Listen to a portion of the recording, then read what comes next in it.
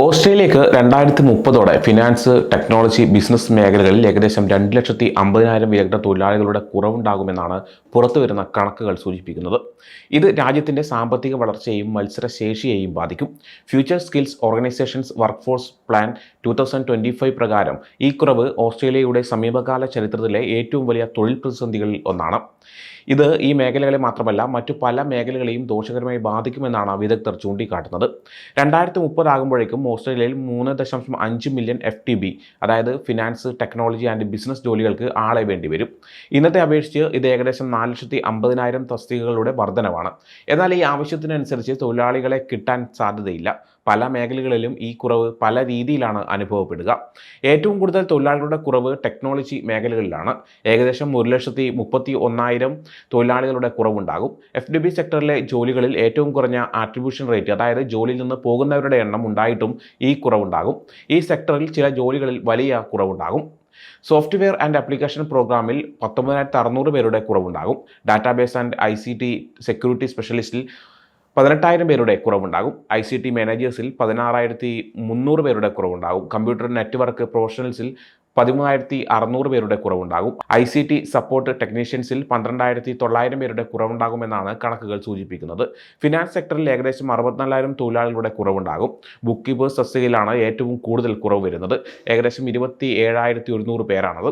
Accounting clerk തസ്തികയിൽ 26,000 പേരുടെ കുറവുണ്ടാകും. Finance ഇൻഡസ്ട്രിയിൽ മൊത്തത്തിൽ 25,000 തൊഴിലാളികളുടെ കുറവുണ്ടാകും. ഇത് മൊത്തം ആവശ്യത്തിൻ്റെ 3.3%. ബിസിനസ് സെക്ടറിൽ 48,000 തൊഴിലാളികളുടെ കുറവുണ്ടാകും. ഓഫീസ് മാനേജേഴ്സ് തസ്തികയിലാണ് കൂടുതൽ കുറവ്. ഏകദേശം 16,800 പേരുടെ കുറവുണ്ടാകും. ഇൻഫർമേഷൻ ഓഫീസേഴ്സ് തസ്തികയിൽ 16,200 പേരുടെ കുറവുണ്ടാകും. ഈ തൊഴിലാളികളുടെ കുറവിന് പ്രധാന കാരണം ആവശ്യവും ലഭ്യതയും തമ്മിലുള്ള വ്യത്യാസമാണ്. FDB സെക്ടറിൽ 2030 വരെ 2.2% വളർച്ചയുണ്ടാകും. എന്നാൽ മൊത്തം തൊഴിൽ മേഖലയിൽ 1.3% വളർച്ചയേ ഉണ്ടാകൂ. FDB സെക്ടറിലേക്ക് തൊഴിലാളികളുടെ വരവ് 1% മാത്രമാണ്. അതിനാൽ തൊഴിലാളികളുടെ കുറവ് ഒരു വലിയ പ്രശ്നമാകും. ഈ കുറവിന് പല കാരണങ്ങളുണ്ട്. അതിലൊന്നാമത് വിദ്യാഭ്യാസ രംഗത്തെ പ്രശ്നങ്ങളാണ്. ഹയർ എഡ്യൂക്കേഷൻ സിസ്റ്റമോ BET സിസ്റ്റമോ FDB സെക്ടറിന് ആവശ്യമായ തൊഴിലാളികളെ നൽകുന്നില്ല. ഇൻഫർമേഷൻ ടെക്നോളജി ബാച്ചിലേഴ്സ് ഡിഗ്രി പ്രോഗ്രാംസിൽ 2021 2023 ഇടയിൽ കൂടുതൽ വിദ്യാർത്ഥികൾ ചേർന്നെങ്കിലും ആട്രിബ്യൂഷൻ റേറ്റ്സ് കൂടുതലാണ്. 2023 ചേർന്നവരിൽ 59% ഇന്റർനാഷണൽ സ്റ്റുഡൻസ് ആണ്. മാനേജ്മെന്റ്, കൊമേഴ്സ് ബാച്ചിലർ ഡിഗ്രീസിൽ ഡൊമസ്റ്റിക് എൻറോൾമെന്റ്സ് കുറയുകയാണ്. അക്കൗണ്ടിങ്ങിൽ 2023 ചേർന്നവരിൽ 49% ഇന്റർനാഷണൽ സ്റ്റുഡൻസ് ആണ്. മറ്റൊന്ന് ആട്രിബ്യൂഷൻ ഇമ്പാക്റ്റ് ആണ്. ജോലിയിൽ നിന്ന് ആളുകൾ പോകുന്നതും ഒരു പ്രശ്നമാണ്. 2030 ആകുമ്പോഴേക്കും 6,13,300 ആളുകൾ ജോലി ഉപേക്ഷിക്കാൻ സാധ്യതയുണ്ട്. ഫിനാൻസ് സെക്ടറിൽ പ്രായമായ ആളുകൾ കൂടുതലാണ്. 16% തൊഴിലാളികൾക്ക് 55 വയസ്സോ അതിൽ കൂടുതലോ പ്രായമുണ്ട്. ഇൻഷുറൻസ് സെക്ടറിൽ ഏകദേശം 30% ആളുകൾ വിരമിക്കാൻ പോവുകയാണ്. മറ്റൊന്ന് സ്കിൽസ് മിസ്മാച്ച് ആണ്. ആവശ്യമായ സ്കിൽസ് ഇല്ലാത്തതും ഒരു പ്രശ്നമാണ്. FDB ഇൻഡസ്ട്രീസിൽ സ്കിൽ ഷോർട്ടേജ് 11% കൂടുതലാണ്. സ്പെഷ്യലിസ്റ്റ് ICT സ്കിൽസിനാണ് കൂടുതൽ കുറവ്. ഈ തൊഴിലാളികളുടെ കുറവ് വെറും ഹ്യൂമൻ റിസോഴ്സ് പ്രശ്നമായി മാത്രം കാണാൻ കഴിയില്ല. ഇത് ഓസ്ട്രേലിയയുടെ സാമ്പത്തിക കോമ്പറ്റിറ്റീവ്സിനെയും ഡിജിറ്റൽ ട്രാൻസ്ഫോർമേഷൻ സ്വപ്നങ്ങളെയും ബാധിക്കും. FDB sectors, cyber security, finance services, business innovation തുടങ്ങിയ പ്രധാന കാര്യങ്ങൾ അത്യാവശ്യമാണ്. ടെക്നോളജി വർക്ക്ഫോഴ്സ് ഷോർട്ടേജ് ഓസ്ട്രേലിയയിലൂടെ ഡിജിറ്റൽ സോവറൈറ്റിനെയും ഇന്നോവേഷൻ കപ്പാസിറ്റിയെയും ബാധിക്കും. ബിസിനസ് ഡിജിറ്റൽ ഇൻഫ്രാസ്ട്രക്ചറെ ആശ്രയിക്കുന്നതിനാൽ 1,31,000 ടെക് പ്രൊഫഷണൽസിൻ്റെ കുറവ് സാമ്പത്തിക വളർച്ചയെ തടസ്സപ്പെടുത്തുകയും ഡിജിറ്റൽ ട്രാൻസ്ഫോർമേഷൻ പദ്ധതികളെ വൈകിപ്പിക്കുകയും നാഷണൽ സെക്യൂരിറ്റി ലക്ഷ്യങ്ങളെ അപകടത്തിലാക്കുകയും ചെയ്യും. ഫിനാൻസ് സെക്ടറിലെ കുറവ് ഓസ്ട്രേലിയയുടെ ഫിനാൻസ് സർവീസ് കോമ്പറ്റിറ്റീവ്സിനെ ബാധിക്കും. Fintech, artificial intelligence, ESG, compliance, data analytics തുടങ്ങിയവ പ്രധാനമാണ്.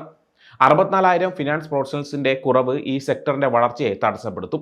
ഈ പ്രശ്നം പരിഹരിക്കാൻ education reform, migration policy, industry collaboration, workforce development initiatives എന്നിവയിൽ ശ്രദ്ധ കേന്ദ്രീകരിക്കണം. ഫ്യൂച്ചർ സ്കിൽസ് ഓർഗനൈസേഷൻ ഈ കുറവ് പരിഹരിക്കാൻ 4 കാര്യങ്ങളാണ് പ്രധാനമായും പറയുന്നത്. തൊഴിൽ പഠിക്കാൻ എളുപ്പമുള്ള വഴികൾ ഉണ്ടാക്കുക. എംപ്ലോയേഴ്സിന് ആവശ്യമായ സ്കിൽസ് എന്തൊക്കെയാണെന്ന് മനസ്സിലാക്കി പഠിപ്പിക്കുക. എല്ലാവർക്കും ഡിജിറ്റൽ സ്കിൽസ് ഉണ്ടായിരിക്കണം. Cyber security, artificial intelligence, cloud computing, software development തുടങ്ങിയ മേഖലകളിൽ കൂടുതൽ ശ്രദ്ധിക്കണം. എളുപ്പത്തിലും വേഗത്തിലും പഠിക്കാൻ സാധിക്കുന്ന രീതിയിലുള്ള ട്രെയിനിങ് പാത്വേസ് ഉണ്ടാക്കുക. ഇത് ഇൻഡസ്ട്രി ആവശ്യങ്ങളുമായി ബന്ധിപ്പിക്കുക. FDB സെക്ടേഴ്സിൽ എല്ലാവർക്കും അവസരം നൽകുക. ടെക് ഇൻഡസ്ട്രിയിൽ 30% സ്ത്രീകൾ മാത്രമാണുള്ളത്. ഫസ്റ്റ് നേഷൻ പീപ്പിളും ഡിസബിലിറ്റിയുള്ള ആളുകളും 1% മാത്രമാണ്. മൈഗ്രേഷൻ പോളിസിയിൽ മാറ്റങ്ങൾ വരുത്തണം. സ്കിൽഡ് വർക്കേഴ്സിനും ഇന്റർനാഷണൽ സ്റ്റുഡൻസിനും ഓസ്ട്രേലിയയിലേക്ക് വരാൻ എളുപ്പമാക്കണം. മൈഗ്രേഷൻ പോളിസീസ് കൂടുതൽ ലളിതമാക്കണം.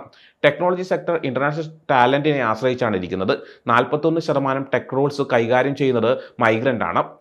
ഫിനാൻസ് സെക്ടറും ഇന്റർനാഷണൽ ഗ്രാജുവേറ്റ്സിനെയാണ് ആശ്രയിച്ചിരിക്കുന്നത്. 16% ഫിനാൻസ് പ്രൊഫഷണൽസും സ്റ്റുഡന്റ് വിസയിലാണ് ജോലിക്ക് വരുന്നത്. ഈ വർക്ക് ഫോഴ്സ് ചാലഞ്ച് ഒരു റിസ്ക്കും ഓപ്പർച്യൂണിറ്റിയുമാണ്. 2,50,000 സ്കിൽഡ് വർക്കേഴ്സിന്റെ കുറവ് സാമ്പത്തിക പ്രശ്നങ്ങൾ ഉണ്ടാക്കും. എന്നാൽ ഈ ഇൻഡസ്ട്രീസ് ഓസ്ട്രേലിയയുടെ ഭാവിക്ക് എത്രത്തോളം പ്രധാനമാണെന്നാണ് ഇത് കാണിക്കുന്നത്. ഈ പ്രശ്നം പരിഹരിക്കാൻ ഇൻഡസ്ട്രി, എഡ്യൂക്കേഷൻ പ്രൊവൈഡേഴ്സ്, ഗവൺമെന്റ് എന്നിവർ ഒരുമിച്ച് പ്രവർത്തിക്കണം. Education reform, migration policy, industry collaboration, workforce development initiatives എന്നിവയിൽ ഉടൻ തന്നെ മാറ്റങ്ങൾ വരുത്തണം. ഇവയിൽ മാറ്റങ്ങൾ വരുത്തിയില്ലെങ്കിൽ ഓസ്ട്രേലിയയുടെ കോമ്പറ്റിറ്റീവ്നെസ് കുറയും.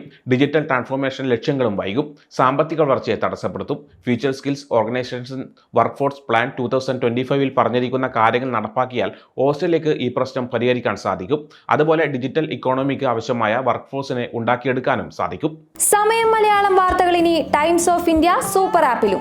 ഇതിനായി പ്ലേ സ്റ്റോറിൽ നിന്നോ ആപ്പ് സ്റ്റോറിൽ നിന്നോ times of India app install ചെയ്യൂ. മലയാളം ഭാഷ തിരഞ്ഞെടുക്കൂ. വാർത്തകൾ ആസ്വദിക്കാം. എല്ലാം ഇനി സമയത്തിൽ.